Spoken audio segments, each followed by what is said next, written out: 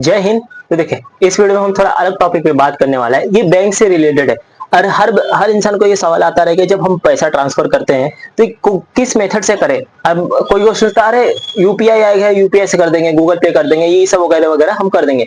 लेकिन देखिए, अगर बड़े बड़े अमाउंट होते, आपने ये भी सुना रहेगा कि अगर हम जब बड़े अमाउंट ट्रांसफर करते हैं तो हमारे ऊपर कुछ मतलब चार्जेस लग जाते हैं। क्या लग जाते हैं? कुछ चार्ज ले लेता है। मतलब सरकार क्या करती है, गवर्नमेंट उनको भी थोड़ा चार्ज देना पड़ता है। एक हिसाब से देखने जाए, बोलते हैं ना टैक्स टैक्स भरते हैं उसके ऊपर। अब हर जगह बोलते हैं ना, आपके बैंक में अगर इतना बैलेंस अमाउंट बैलेंस नहीं रहेगा तो आपका जो अगला हुआ पैसा डालेंगे ना वो कट जाएगा। तो इसकी वजह से क्या करता है, चार्ज काट लेता है। अब हम यही टॉपिक पे बात करने वाला है कि किस तरीके से हम लोग थ्री मेथड होता है जो हम लोग ट्रांसफर करते हैं मनी को। अब देखो, अब कौन कौन से तीन मेथड होते हैं। देखो, पहले की बात करेंगे। पहले होता है एनईएफटी। क्या होता है? एनईएफटी हो गया, फिर आरटीजीएस हो गया, फिर आईएमपीएस हो गया। कौन कौन सा हो गया? ये तीन होते हैं। देखो, अब ये तीन महत्व क्यों होते हैं? अभी इसमें ना कुछ अमाउंट होता है। अमाउंट की बात करेंगे कि जैसा कि अब देखिए, अब हम लोग ट्रांसफर करते हैं, हमको कितना चाहिए समझिए, हमको ट्रांसफर करना है 3 लाख, 4 लाख, 5 लाख। तो ये बड़े बड़े क्या होते हैं? अमाउंट होते हैं। अमाउंट हम लोग क्या करते हैं? ट्रांसफर करते हैं। समझ गए? ये अमाउंट हम लोग ट्रांसफर कर देंगे तो हमको पता कैसे चलेगी कि भैया हम लोग किस बैंक में भेजना है, हमको कैसा भेजना है। तो देखो, ये तीन मेथड हो गए। कौन कौन सा? यहाँ देखना, अकाउंट टू अकाउंट। यहाँ पे हम लोग लिख देते हैं अकाउंट टू अकाउंट। ये अपना account to account, account to account sending money. पैसा हम लोग ट्रांसफर कर रहे हैं अकाउंट टू अकाउंट। तो ये क्या होगा? अकाउंट टू अकाउंट हम लोग पैसा ट्रांसफर करेंगे। तो हम लोग पहला की बात करेंगे। पहला होता है एनएफटी। इसको एनएफटी होता क्या है? देखो, अब बात करेंगे। इसका फुल फॉर्म होता है नेशनल इलेक्ट्रॉनिक फंड ट्रांसफर। इसका फुल फॉर्म याद रखना। देखो, जब एग्जाम में बैठे हो तो ये सवाल पूछता है कि कितने मेथड से हम लोग ट्रांसफर कर सकते हैं। तो याद रखना, नेशनल इलेक्ट्रॉनिक फंड ट्रांसफर। इसके अंदर क्या होता है? देखो, इसके अंदर की बात करेंगे तो इसके अंदर एबिलिटी कितने दिन की है, ये कब हम लोग ट्रांसफर कर सकते हैं, कब पैसा हम लोग इसको भेज सकते हैं कोई भी व्यक्ति को, अगर हम लोग बैंक टू बैंक ट्रांसफर करें। तो इसके अंदर एबिलिटी होते हैं 24 आवर्स। देखो, 24 आवर्स की मतलब समझ गए, 24 घंटा और 365 दिन, मतलब पूरे साल में जब मन करे सो के उठ के जब आपका मन किया आप भेज सकते हो। अब ये किस तरीके से भेज सकते हो? देखो, अगर बैंक में जाओगे, आप बैंक में भी जाके आप पैसा ये ट्रांसफर कर सकते हो, और अगर आप ऑनलाइन भी करना चाहते हो तो ऑनलाइन कर सकते हो। इसमें क्या होता है ना, कुछ मेन चीजों को इसमें ध्यान देना पड़ता है। अगर ध्यान नहीं दिए, बाद में क्या होता है, अगर बड़े बड़े अमाउंट भेजते हैं, जो बड़े बड़े रहते हैं ना, करोड़पति अरबपति, ये सब इसी मेथड से आप लोग पैसा ट्रांसफर करते हैं। और एक मेन चीज होती है जो क्रिप्टो करेंसी बोली जाती है, वो क्रिप्टो करेंसी के ऊपर हम वीडियो बनाया, वो देख लीजिए, समझ में आ जाएगी। तो देखो, अब इसकी बात करेंगे। आपने आपने एनईएफटी कर दिया, इसकी एबिलिटी आप कभी भी साल में कभी भी भेज सकते हैं। ठीक है, अब इसकी वर्किंग ब्रांच, ये जब आपने पैसा भेजा, उदाहरण के लिए इसका अंदर कोई लिमिट नहीं है। मतलब 1 रुपया भी भेजना चाहे तो 1 रुपया भी भेज सकते हो, 1 करोड़ भी भेजना चाहे 1 करोड़, 10 भी भेजना चाहे 10, और 100 करोड़, मतलब जितना आपको भेजना वो भेज सकते हैं। तो इसकी वर्किंग की बात करें ना, कि आप ब्रांच में भी जाके कर सकते हो। लेकिन इसका जो पैसा होता है ना, जब पैसा समझो उदाहरण के लिए, अब हमको कोई 1 करोड़ रुपया दिया, कौन देगा? कोई नहीं। उदाहरण के लिए समझ लेते हैं ना। देखो, हमको अगर किसी ने पैसा भेजा एनएफटी के माध्यम से, तो हमको ना 30 मिनट बाद वो क्या होगा, दिखाई देगा कि भैया 30 मिनट बाद आपको इतना पैसा है। इसका थोड़ा मिनट लगता है, थोड़ा समय लगता है, समझ गए? इसका थोड़ा समय के बाद वो पैसा आपके अकाउंट में आ जाता है, मतलब एनएफटी के थ्रू वो आ जाता है। तो कितना 30 मिनट बाद ये शो करने लगता है कि भैया आपके अकाउंट में इतना पैसा आ गया। तो आप चेक कर सकते हैं कितना, 30 मिनट बाद। इस बात को याद रखना। अब जो अकाउंट होता है ना, इसका मिनिमम हम बता दिए। इसका आप चाहे तो 1 रुपया भी भेज सकते हो, 1 रुपया भी भेज सकते हो, या 1 करोड़ भी भेज सकते हो। इसमें कुछ ये नहीं है। तो इस बात को याद रखना, इसमें कोई लिमिट नहीं है। अमाउंट नो, यहाँ पे नो मिनिमम, यहाँ पे no minimum and maximum amount limit, इसमें कोई भी लिमिट नहीं है। आपको जितना भेजना चाहे और एनएफटी के थ्रू आप भेज सकते हैं। समझ गए? पहला समझ गए एबिलिटी, आप कितना भी भेज सकते हो। वर्क के बारे में समझ गए, ब्रांच में भी जाके आप घर पे भी कर सकते हो। अमाउंट आप समझ गए। अब देखो, अब बात करते हैं। देखो, आप जब ये ट्रांसफर करते हो ना, यहाँ पे मेन क्या होता है ना, जिस व्यक्ति को भेज रहे हो ना, यही तो मेन आता है। अब भेजना चाहते हैं उनको, चला गया गलती से उनको, तो यहाँ पे दिक्कत आ जाएगी। अब भेजना किसका? देखो, यहाँ पे बात करेंगे, नेम यहाँ पे आएगा, नेम, अकाउंट नंबर और मैच। आप किसी भी व्यक्ति को भेज रहे हो, समझिए हम किसी को 100 रुपया भेज रहे हैं, इतना ही है, ठीक है, हम उतना ही भेज सकते हैं। तो इतना हमको भेजना है किसी को, 100 रुपया, 500 रुपया, तो हम क्या करेंगे, तो वहां पे उसका नाम लिखेंगे। अब नाम, जिस समझिए फलाने को भेजना, भैया उनको भेजना है, इनको भेजना, तो हम भेज सकते हैं। अब हमको गांव में भी भेजना है तो हम एनएफटी के थ्रू भेज सकते हैं। तो हम क्या करेंगे, यहाँ पे देखेंगे उसका नाम, उस व्यक्ति का नाम, और उसका एक होता है, आप देखो, आप जब चेकबुक देखोगे, चेकबुक के इधर लिखा है आईएफसी कोड, आईएफसी कोड होता है, और वो आईएफसी कोड को आपको डालना पड़ेगा। अब जब आईएफसी कोड डाल दिए, फिर नाम डालना पड़ेगा, समझिए हम उनको भेजना चाहते हैं, फलाने हो गए, ये हो गया, हम उनको भेज देंगे, आईएफसी कोड हो गया। फिर देखो नेक्स्ट पर्सन टू ट्रांसफर, जिसको हम भेजेंगे ना, उस पर्सन वाला जो व्यक्ति है सामने वाला, ओकरा देखेंगे ना, अरे भैया सब कुछ मैच है, हाँ ठीक है, अब ये पैसा चले जाएगा। देखो अब यहाँ पे एक बात करते हैं, अगर ये देखो, अगर ये गलती से ना यहाँ से मिसमैच हो गया, समझो आईएफसी कोड हो गया, नाम, नाम से यहाँ पे चेक नहीं होगा, बैंक में जाके देखिए, आप बोलोगे बैंक वाले को भैया हम पैसा इनके भेजे थे उनको चला गया, एक बार चेक कीजिए, बोलेगा जहां से आया वहीं चला जाइए, वहां पे देखेगा नहीं, वो बोलेगा लंच टाइम है। समझिए बैंक वाले का यही काम होता है, लंच वंच टाइम होता है तो फिर ध्यान नहीं देते, वो ज्यादा ध्यान नहीं देंगे, सरकारी वाला रहेगा तो और ही नहीं, तो समझिए, तो यहाँ पे बैंक वाले उतना ध्यान नहीं देते, तो यहाँ पे देखेंगे, क्योंकि ये एनएफटी कर रहे हो ना, ये अपने जिम्मेदारी पे कर रहे हो, तो यहाँ पे आपको खुद ध्यान देना पड़ेगा, भैया नाम सही है, आईएफसी कोड सही है सब, अगर एक गलती से ऊपर नीचे हुआ तो ये पैसा आपका वापस नहीं मिल पाएगा। समझिए ये थोड़ा बहुत मुश्किल होता है, ये प्रोसेसिंग आपसे पता रहेगा बैंक को, आप सबने बैंक का क्या होता है ना, जितने भी है ये सब बड़े बड़े घोटाले होते हैं, ये सब होते हैं, जो एक बार पैसा गलती से ट्रांसफर हो गया उसको वापस आना थोड़ा मुश्किल होता है, वो समझ गए कि बोलेंगे यार इतना पैसा, उतना 1500 रहेगा, व्यक्ति एक बार संतुलन हो जाए कि हाँ 1500 रुपया ही गया, अब समझो 3 लाख 4 लाख 5 लाख 10 लाख चला गया तो फिर दिक्कत आ जाती है। यहाँ पे इस बात को याद रखना, ये देखो यहाँ पे क्या है, ये दूसरे अकाउंट में 30 या 40 मिनट के बाद क्या होता है, ये शो करना चालू है, भैया आपके अकाउंट में इतना पैसा पहुंच गया, समझ गए। अब उदाहरण के लिए समझिए, अब ये जो एनएफटी होती है ना, अब हमको सेंड करना है एसबीआई बैंक है, समझ गए, एसबीआई बैंक से हमको इसमें भी सेंड करना है, एक्सिस बैंक में, एक्सिस के स्पेलिंग से लिखे हैं, समझ गए, कुछ भी हो जाए एक्सिस ही है, ठीक है, एक्सिस बैंक में हमको सेंड करना है। जब हम एक्सिस बैंक पे सेंड कर देंगे, एसबीआई से एक्सिस बैंक में हम सेंड करें, हमको सेंड करना है, तो हमको कितना करना है 10 करोड़ रुपए। अब यहाँ से एचडीएफसी से हमको इंडियन बैंक में सेंड करना है, तो हमको 20 करोड़ रुपए, तो हमको कितना मिनट रुकना पड़ेगा, 30 से 40 मिनट रुकना पड़ेगा, क्योंकि हम इतना अमाउंट शेयर कर रहे हैं। अब देखो एनएफटी क्या होता है ना, एक कलेक्शन होता है, हर बैंक वाले एक लिस्ट बना लेंगे अच्छे से, तो ये एकदम लिस्ट बनाने के बाद ही एकदम ट्रांसफर करते हैं, 30 से 40 मिनट बाद ये शो होने लगेगा। मोस्टली हर चीज जो व्यक्ति होता है इसी चीज को इस्तेमाल करते हैं, क्योंकि सेफ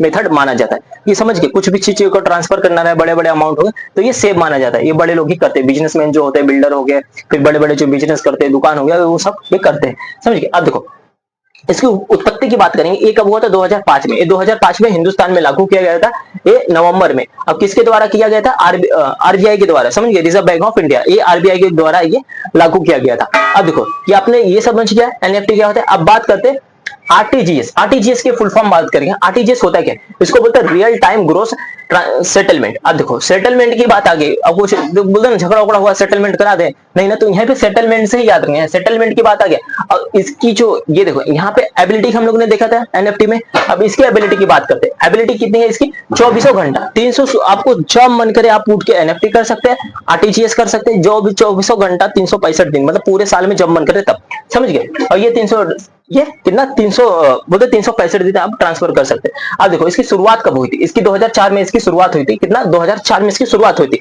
और ये 2005 में।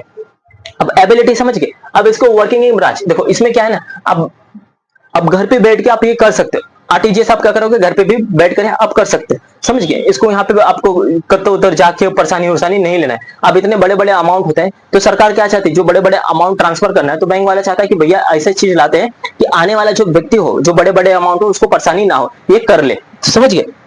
तो इसकी वजह से आप ब्रांच में भी नहीं, इसको आप ऑनलाइन भी कर सकते हो, आप अपने बैंक में भी जाके इसको काम करा सकते हैं, ठीक है। अब देखो इसके अमाउंट की बात करते हैं, इसमें अमाउंट क्या है, अमाउंट कितना है ना इसका, देखो 2 लाख प्लस है। अब देखो अब 2 लाख के नीचे आप इसका अमाउंट आरटीजीएस में आप ट्रांसफर नहीं कर सकते, समझे। इससे ज्यादा जो धनवान है, एकदम पैसा वाला है, एकदम भरभरा के एकदम जितना अच्छा है, 2 लाख से ज्यादा अधिक पैसा ट्रांसफर कर सकता है। अब इसमें देखो हम लोग ने एनएफटी में बात किया, हम लोग ने क्या क्या देखा, देखो इसमें एबिलिटी की बात करी, वर्क की बात कर ली, अमाउंट की बात कर ली, 2 लाख से ज्यादा, 2 लाख से ज्यादा आप पैसा ट्रांसफर कर देते। अब नेम में बात करें, अब देखो यहाँ पे क्या आपको चेक करना है, आपको यहाँ पे देखना आईएफसी कोड, आपका नाम, और जो पर्सन को भेजना चाहते हो, जो व्यक्ति को भेज रहे हो, उस चीज में आप उसका नाम और उस चीज का बैंक का खाता पूरा डिटेल जानने के बाद आप भेज सकते हो। तो देखो यहाँ पे आगे अब आपके साथ मिस मैच हो गया, मिस मैच मतलब समझिए हम फलाने को भेज रहे थे, उदाहरण के लिए समझिए हम राहुल को भेज रहे थे, राहुल को पैसा भेज रहे थे 1 करोड़ रुपया, गलती से राहुल की जगह किसी और व्यक्ति को चला गया, तो राहुल की जगह किसी और व्यक्ति को चला गया, तो मिस मैच हो गया, उसका नमवा मिस मैच होगा,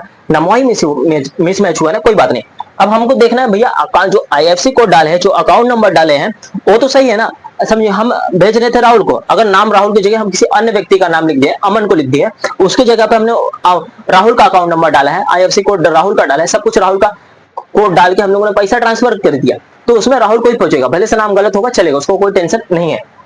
समझ गए? तो मिसमैच होगा, अगर समझे गलती से मिसमैच हो गया भी गया अकाउंट नंबर ये सब होता है, तो ये क्या होता है आपका इमीडिएटली, ये क्या होता है इमीडिएटली बैंक में आ जाता है, आपका पैसा क्या हो जाएगा ना, अब गलती हो गई, कुछ बोले भैया अरे ऐसे गलती उल्टी हो गया, तो क्या होगा बैंक में क्या होता है ये आपका वापस रिटर्न भी आ जाता है। समझ गए? क्या होता है वापस रिटर्न आ जाता है। यहाँ तक समझ गए? देखो आरटीजीएस और एनएफटी ये सब सेफेस्ट है, सबसे क्या होता है सेफ माना जाता है, इसको याद रखना सबसे सेफेस्ट, इसको क्या बोलते हैं सेफ, मतलब एकदम इसमें कोई दिक्कत या कोई परेशानी नहीं आती। मोस्टली जितने भी बिजनेसमैन होते हैं इसी चीज को इस्तेमाल करते हैं। यहाँ तक समझ गए? अब देखो, अब उदाहरण की बात की, इसका अमाउंट समझ गए और मिसमैच। अब देखो आईपी यहाँ पे ऐसा आएगा,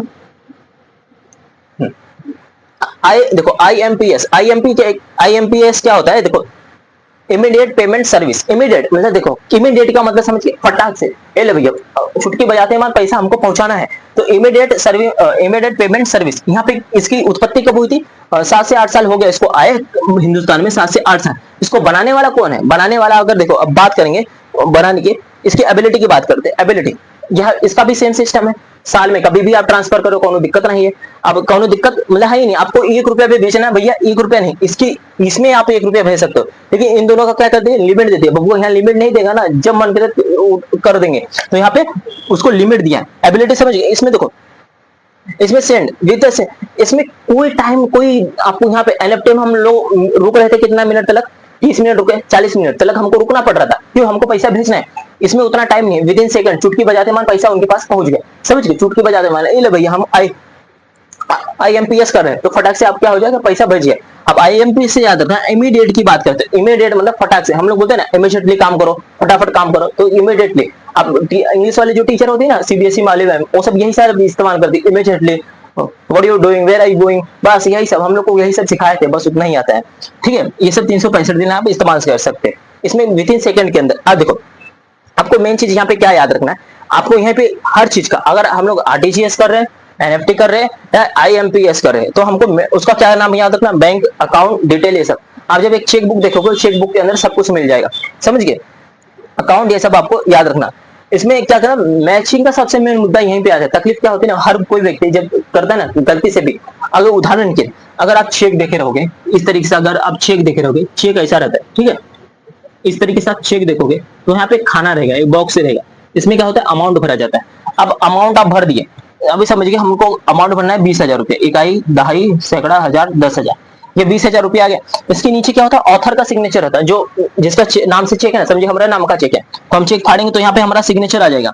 और यहाँ पे क्या होता है, यहाँ पे किसको पे करने वाले, और नीचे क्या आता है यहाँ पे 3 लाइन दे देती है, 3 लाइन के बाद यहाँ पे किसको भेजने वाले, और यहाँ पे समझो यहाँ पे हमने 20,000, यहाँ पे इकाई, दहाई, सैकड़ा, हजार, 10,000, कितना 20,000, मतलब 20,000। अब यहाँ पे अगर एक नाम को मिस्टेक कर दिए, चाहे आप कैपिटल में लिखो, चाहे आप बोलते ना कैपिटल वर्ड्स में भी लिख सकते हो और स्मॉल लेटर में भी लिख सकते हो, आप कैसे में भी लिखो। अगर गलती से एक वर्ड के साथ, अभी हम लोग 20,000, 20 की जगह उल्टा नीचे टी को हटा के डब्ल्यू ये सब हटा, समझे, टी यहाँ पे लिखा 20,000, अभी समझिए यहाँ पे 20 है अपना, यहाँ पे 20,000 है, तो अगर 1000 के जगह पे कुछ भी गलती आ गई, अगर हम लोग यहाँ पे समझिए, अगर यहाँ पे 20 की जगह वी लिख देते हैं या ए की जगह ई लिख देते हैं, ई सब लिख देते हैं ना, अगर गलती से एक वर्ड भी ऊपर नीचे हुआ तो ये क्या हो जाता है, आपका चेकबुक बाउंस हो जाता है। समझिएगा, बाउंस होता है। अगर बाउंस हुआ चेकबुक, जब चेकबुक बाउंस होता है ना, तो यहाँ पे दिक्कत क्या आ जाती है पता है, जिस फलाने ने दिया है, समझिए हम आपको चेकबुक दी है, भैया आपने पार्टी को दिया, चेकबुक हमने नहीं भरा है, हमने सिर्फ अमाउंट डाल के सिग्नेचर मार के दे दिया कि आप जाइए और अपना नाम और पेमेंट लिख लीजिए, आपने ये सब फिल किया है, आपकी वजह से चेकबुक बाउंस है, हमारा अकाउंट से पैसा कटेगा, जितना हमारा चार्ज लगेगा बैंक से हमारा कट जाएगा, भैया इतना चार्ज लगा, बाउंस हुआ चेक, और उनके भी जगह से कट जाएगा, जो व्यक्ति ने चेकबुक लिया है उनकी जगह से भी कटेगा। अब इसमें बात आ जाती है, अगर पैसा हमारे चार्ज कटा ना, बाउंस हुआ तो पैसा कट गया, तो हम जो हमारा पैसा कटा है समझो 250 से 300 रुपया कुछ करता है, 300 350 के मतलब 500 के अंदर ही कटता है, उससे ज्यादा नहीं कटेगा। अगर कटा है तो सामने वाले को व्यक्ति हम पैसा देना पड़ेगा, समझे, आपकी गलती की वजह से हुआ ना, तो हमको क्या करोगे, जो हमारा पैसा कटा है वो आप हमें दोगे। समझ गए? अगर ये गलती नहीं करना है, जो चेकबुक जो बिजनेसमैन होते हैं जो ये सब करते रहेंगे उनको पता रहेगा। तो यहाँ पे नाम। आप कोने में देखोगे ना, यहाँ पे आईएफसी कोड होता है, यहाँ पे आईएफसी कोड हो गया, बैंक का नाम हो गया, यहाँ पे कैपिटल लेटर में ये सब चेकबुक में लिखा रहता है। आप सबको चेकबुक का इमेज आपको दिख जाएगा। अब देखो जो आईएमपीएस था, इसको बनाने वाला कौन था? इसको बनाने वाला, इसको एनपीसीआई बने, इसने किसने बनाया? एनपीसीआई ने बनाया। इसको एनपीसीआई का फुल फॉर्म बोलेंगे, national payment corporation of India. कैसा? National payment corporation of India. आपने जो अपने देखो जितने भी यूपीआई है ना, जितने भी क्यूआर कोड वाले यूपीआई ये सब चलाते हो, मनी ट्रांसफर करते हो ना, तो ये किसे कौन इस्तेमाल करते, कौन बनाया है? एनपीसीआई ने। किसने? एनपीसीआई। यही क्या करता है? हैंडल करता है, क्यूआर कोड बनाना, यही सब इसका ही काम है, समझ गए? हर एक एक रुपया का आपका ध्यान देगा। अब यहाँ पे आप सुने रहोगे जो ठेले वाले पानी पूरी बेचते ये सब बेचते, तो उनको लिए भी ये कर दिया कि भैया आप लीजिए, अब हर आप जितना भी 1 रुपया भी ट्रांसफर करो या 1 करोड़ रुपया भी ट्रांसफर करो, तो उसमें क्या होगा? शो करने लगेगा कि भैया इस अकाउंट में इतना इतना पैसा जा रहा है। तो आपको क्या भरना पड़ेगा? टैक्स। समझ गए? देखो आपको हर टैक्स, जो टैक्स भरते हो, हर एक एक चीज का क्या होता है? स्लैब होता है, टैक्स स्लैब होता है, जीएसटी स्लैब होता है। समझ गए? क्या होता है? स्लैब। उसमें देखो कि खाने को कितना देना है, बुक का कितना, 18% जीएसटी, 28% जीएसटी, लग्जरियस जो होता है ना, बोलते बड़ी बड़ी गाड़ी घोड़ा ये सब लेते हो, घर और लेते हो, तो इसके लिए 28%, बुक वुक लोगे तो 18%, दूध दही के लिए कुछ समथिंग 5 या 2%, ऐसा ही, मतलब 10 के अंदर ही ऐसा कुछ परसेंटेज लगते हैं, अप्रोक्सीमेटली नहीं लगते। हर जीएसटी मतलब एक एक चीज को लगाओ। देखो हम मानते सरकार से एक ही बात करना चाहते हैं। देखो सरकार को एक ही बात बोलना चाहता है कि अगर भैया देखो जो पढ़ाई लिखाई चीज है ना, ये सब पे टैक्स नहीं लोगे ना, बहुत अच्छा रहेगा। गरीब बच्चे क्या होगा, बेचारा आगे जाके पढ़ सकता है। कि बोले जितने की दवाई नहीं, बोलते ना जितने का मुर्गा नहीं उतने का मसाले दे रहे, तो इसे बढ़िया टैक्स ना ही लो, कम मात्रा का लो। जो बड़े बड़े घर ये सब खरीद रहे हो, गाड़ी उड़ी खरीद रहे, जो बड़े बड़े का बिजनेस करते हैं, उनके ऊपर टैक्स लगाओगे तो एक हिसाब से ठीक रहेगा। अब जो बेचारा गरीब है, बेचारा मर रहा है, दवाई के लिए पैसा नहीं है, आप उसके ऊपर भी टैक्स लगा रहे हो। इसलिए क्या होता है, पाल मजना चाहिए। बोलते ना हिंदुस्तान में जो होता है ना, हिंदुस्तान में टैक्स कोई नहीं देना। अगर जबरदस्ती पैसा निकालोगे तो कोई नहीं देगा। तो जो बोलेंगे ना पैसा निकाल फटाक से दे, कोई नहीं देगा। और वही बोलते ना दान, कैसे बोलते ना, दान करना भैया, इनको दान देना, ले भैया कितना आप टैक्स कितना ले रहे हो? 28%। दान कितना चाहिए? ले हम 60% देंगे दान में। समझ गए? हिंदुस्तान में क्या है ना, जेब से नहीं भरना चाहते, यहाँ पे क्या करना चाहते, देना चाहते कि दान चाहिए तो फटाक से। यहाँ पे सब धार्मिक चीजें होती है, सब धार्मिक से ही चलते। दान चाहिए कितना चाहिए? 1 करोड़ रुपया चाहिए, 2 करोड़ चाहिए, जो बड़े बड़े दान में दे देते हैं। यहाँ पे इतना ध्यान नहीं देते, किसी को 500 देना है 500 भी दे देता है। ये सब चंदा उंदा बोलते हैं, दान देते हैं, डोनेशन देते हैं, इसी चीज से चलता है। समझिए? ये हिंदुस्तान की यही खासियत है। लेकिन सरकार यहाँ तक समझेगी नहीं। सरकार सब समझती है लेकिन वो करना नहीं चाहती। यहाँ तक समझिए। अब देखो यहाँ पे आपको बता दी आईएमपीएस की बात है। अब देखो यहाँ पे ना अमाउंट की बात करेंगे। अब जो इसका अमाउंट होता है ना, ये 50 लाख से 5 लाख से ज्यादा होता है। समझ गए कितना? सॉरी, हाँ, इसको 5 लाख से ज्यादा अधिक दे सकते हो। यहाँ समझ गए? यहाँ से अभी देखो आरटीजीएस में कितना था? 2 लाख प्लस था, अब इसमें 5 लाख। ये सब बड़े बड़े अमाउंट वाले ट्रांसफर कर सकते हैं। यहाँ तक समझ गए? यहाँ तक एक स्क्रीनशॉट ले लो। यहाँ तक आपको पूरा समझ में आ गया। देखो आपको यहाँ पूरा डिटेल में समझ में आ गया रहेगा। देखो यहाँ पे मेन क्या आता है ना, कि यहाँ पे पूछता है कि कितना अमाउंट ट्रांसफर कर सकते हैं। एग्जाम में यही सब पूछता है, कितना अमाउंट ट्रांसफर कर सकते हैं, कितनी चीज को कितने समय में ट्रांसफर कर सकते हैं। और इसमें जो एनएफटी है ना, ये वाला प्रक्रिया, इस वाले प्रक्रिया को याद रखना। यहाँ से आएगा ना, यहाँ पे सिर्फ क्या पूछेगा आपका, ये लिमिट पूछेगा। क्या पूछेगा? ये लिमिट। ये कितना पूछेगा, कितने मिनट में हम लोग ट्रांसफर कर सकते हैं। यहाँ तक आपको पूरा समझ में आ गया रहेगा। एक इसलिए वीडियो में हम जरूर मिलेंगे। आपको एक बात बोलना चाहते हैं, कल गणेश चतुर्थी है। गणेश आप सबको हार्दिक शुभकामनाएं। मिलेंगे हम अगले वीडियो में। जय हिंद, जय भारत, वंदे मातरम।